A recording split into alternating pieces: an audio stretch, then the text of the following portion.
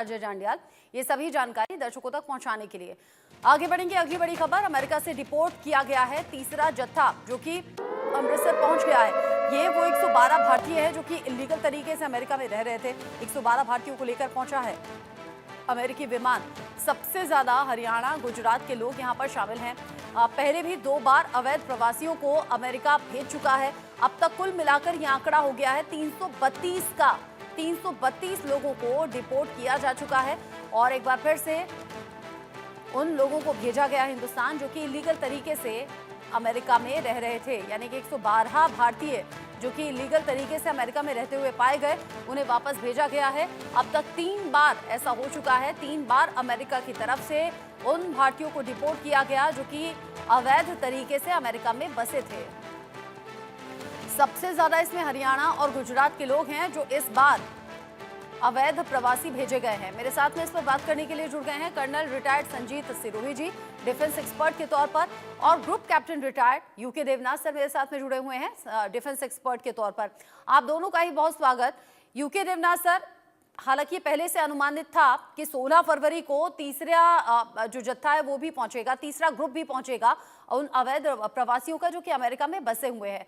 अब जब आ गए हैं गुजरात के, हरियाणा के, इसमें सबसे ज्यादा लोग बताए जा रहे हैं, लेकिन लोगों में चिंता इस बात की भी है, खासतौर से उन परिवारों में चिंता इस बात की है जिन्होंने जैसे तैसे करके अपने बच्चों को अमेरिका भेजा था कि अब फिर वो भी वापस आ जाएंगे और सियासत भी इस पर होगी। पिछली बार भी हमने देखा था, भगवंत मान तो ये कह रहे थे कि बदनाम करने के लिए पंजाब सरकार को ऐसा हो रहा है कि यहीं पर आ रही हैं फ्लाइट्स।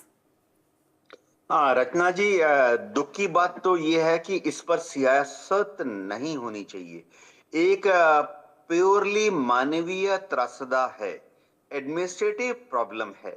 ये दर्शाता है कि देश के अलग अलग हिस्सों में, जैसे पंजाब में भी रोजगार की कितनी कमी है।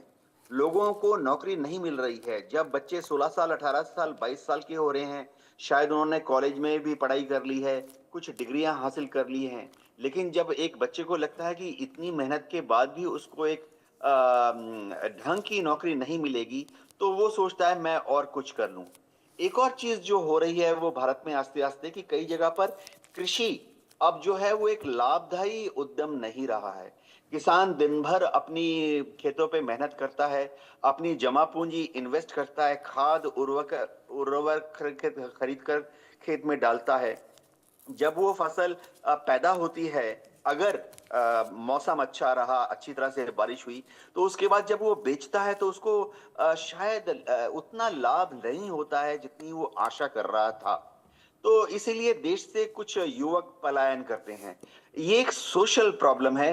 भारत सरकार से ज्यादा स्टेट गवर्नमेंट और स्टेट गवर्नमेंट से ज्यादा समाज को इस उत्तरदायित्व को लेना पड़ेगा कि हम बच्चों को समझाएं कि अगर आपके पास 30 लाख 40 लाख रुपए हैं तो भारत में रह के उद्यमी बनिए।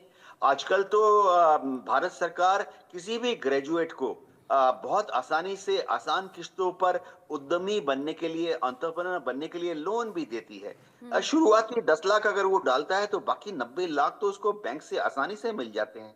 तो गांवों में जो बड़े बुजुर्ग हैं, सरपंच है, पंचायत के लोग हैं, उनके लिए बहुत बड़ा रोल है कि वो बच्चों को समझाएं कि गांव में रहो, कस्बे में रहो, मेहनत करो, गांव में ही कुछ एक छोटा सा उद्यम, एंटरप्राइज खोलो, कुछ भी बनाओ, एग्रो प्रोडक्ट्स बनाओ, शहरों में बेचो।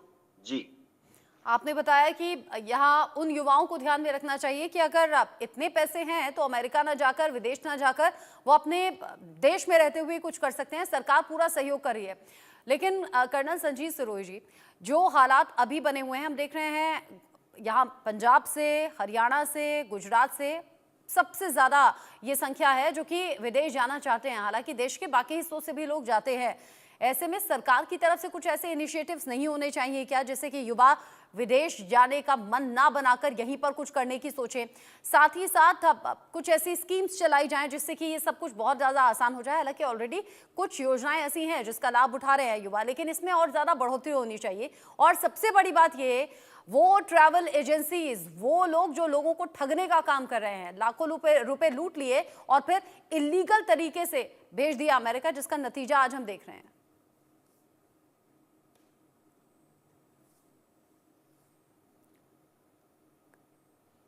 कर्नल सिरोही, अनम्यूट कीजिए खुद को। Okay, sorry. जी। रत्ना जी, जो आपने बहुत अहम सवाल उठाया है और मैं देवनाथ जी, जो ग्रुप कैप्टन देवनाथ जी है, उनके साथ पूरा सहमत हूँ। ये जो प्रॉब्लम है, इसमें कुछ प्रॉब्लम, सोशल प्रॉब्लम इसलिए भी दिखती है कि देखो, ऐसा नहीं है कि भारत के बाकी राज्यों में बहुत ज्यादा नौकरियां हैं। अभी प्रॉब्लम क्या है कि जब पंजाब से कोई बाहर जाते हैं, अमेरिका, यूके वगैरह जाते हैं, वहां से वो ऐसी चीजें अपने दोस्तों को, घर वालों को बताते हैं कि जैसे वहां पे बहुत चीज बहुत अच्छा है, वहां पे सब कुछ ठीक ठाक है, वहां से डॉलर आते हैं। तो उस चक्कर में लोग, जो ये नए जो टीनेजर हैं या यंगस्टर्स हैं, जो जवान लोग हैं, वो भी वही दुनिया देखना चाहते हैं, तो उनको गलत सपना दिखाया जाता है। और उसमें सबसे बड़ा रोल जो है ये ह्यूमन ट्रैफिकिंग की, जो दलाल है, जो बैठे हुए हैं 40-40, 50-50 लाख रुपए लेके युवकों को कहते हैं कि हम आपको लीगल एंट्री कराएंगे, और जब उनसे पैसे ले लेते हैं तो फिर वो जो है डंकी रूट पे उनको भेज देते हैं। कोई मैक्सिको के थ्रू जा रहा है, कोई कहाँ से जा रहा है।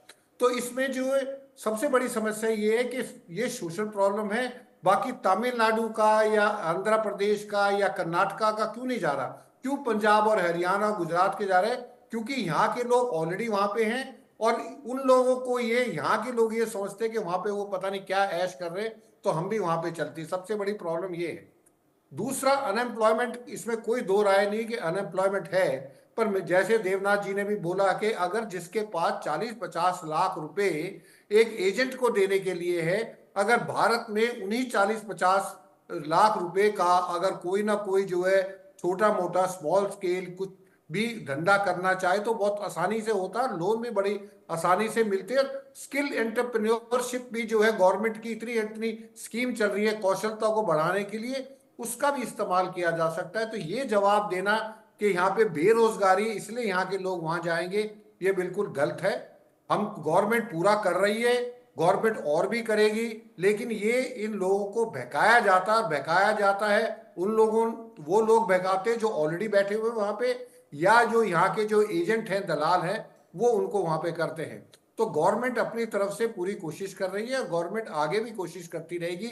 सबसे पहले तो गवर्नमेंट को ये जो ह्यूमन ट्रैफिकिंग वाले जो दलाल बैठे हैं, इनके ऊपर शिकंजा कसना पड़ेगा, और इनके ऊपर सख्त से सख्त लीगल कार्रवाई करनी चाहिए, ताकि जवानों को, युवकों को गुमराह ना कर सके। रचना जी, आपने कहा कि यहाँ कार्रवाई होनी चाहिए उन एजेंट्स के खिलाफ जो कि लोगों को मूर्ख बनाने का काम कर रहे हैं, लेकिन यूके देवनाथ सर, क्या वो लोग जो कि अपनी जमीन बेचकर, कर्ज लेकर अपने बेटे को भेज रहे थे अमेरिका, ये सोचकर कि शायद वहां से जो कमाई होगी उससे जल्द ही ये कर्ज छूट जाएगा या फिर जमीन हम दोबारा से खरीद लेंगे, क्या उनके लिए सरकार को कुछ सोचना नहीं चाहिए? क्योंकि उनकी गलती क्या है, उन्हें तो नहीं पता था कि लीगल तरीके से भेजा जाना है। जब इतनी मोटी रकम ली जा रही थी तो लोगों ने समझा कि शायद लीगल तरीका ही है ये, अमेरिका पहुंच जाएंगे, फिर दिन बदल जाएंगे, सब कुछ ठीक हो जाएगा।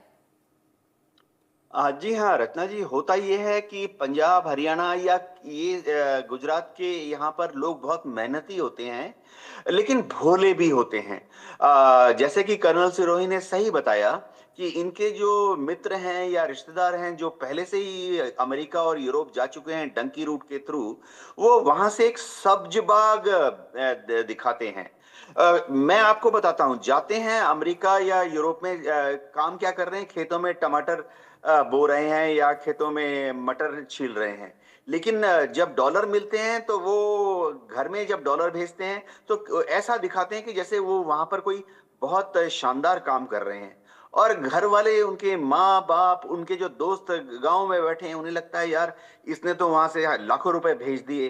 उनको नहीं, यहाँ के लोगों को पता नहीं कि वहां पर जब जाते हैं तो जाते वक्त पलायन के रास्ते में कितनी अलग अलग तरह की यातनाएं सहनी पड़ती हैं। जंगलों में, खेतों में, पहाड़ों में, ठंड में, बर्फ के बीच में रहना पड़ता है। तकलीफ कितनी होती है, और तो और खतरा कितना ज्यादा होता है। सारी डिटेल्स आती हैं बीच बीच में। हर साल दर्जनों युवा जो भारत छोड़कर या दुनिया का कोई भी दूसरा देश छोड़कर यूरोप, इंग्लैंड, अमेरिका की तरफ पलायन करते हैं, दर्जनों मारे भी जाते हैं। तो इसमें एडमिनिस्ट्रेशन का एक रोल तो है। मैं आपको बताना चाहता हूं मेरे अनुभव से। देखिए, जब भी कोई एक युवा गांव की तरफ से एक वीसा लेता है, जाहिर बात है कि वो वीसा जब बना रहा है तो टूरिस्ट वीसा बना रहा है या स्टूडेंट वीसा बना रहा है या बिजनेस वीसा बना रहा है। तो एक 5 मिनट का इंटरव्यू जो है, विदेश मंत्रालय को कुछ करना पड़ेगा।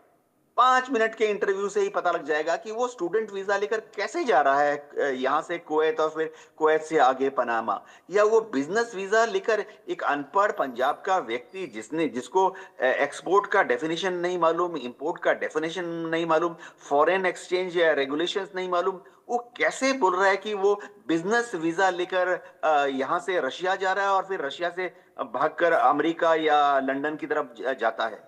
5 मिनट का इंटरव्यू जो है उसकी असलियत बता देगा। एक टूरिस्ट है, क्यों एक पंजाब का लड़का टूरिस्ट बन के जाएगा इटाली, रोम, और फिर वहां से गायब होके यूरोप में चला जाएगा, जर्मनी चला जाएगा। 5 मिनट का इंटरव्यू विदेश मंत्रालय को अरेंज करना चाहिए, और इनमें से 90% की वहीं पर फिल्ट्रेशन हो जाएगी। जी। जी, जिस तरीके से यहाँ सब्जबाग दिखाए जाते हैं, अच्छा पैसा कमा लेंगे, ये मुनाफे का सपना दिखाया जाता है, लेकिन सच्चाई ये है कि अब धीरे धीरे करके वो सभी लोग अमेरिका से वापस भेजे जा रहे हैं जो कि इलीगल तरीके से वहां पर पहुंच गए थे। बहुत शुक्रिया आप दोनों का ही इंडिया न्यूज़ के साथ जुड़ने के लिए। आज तीसरा जो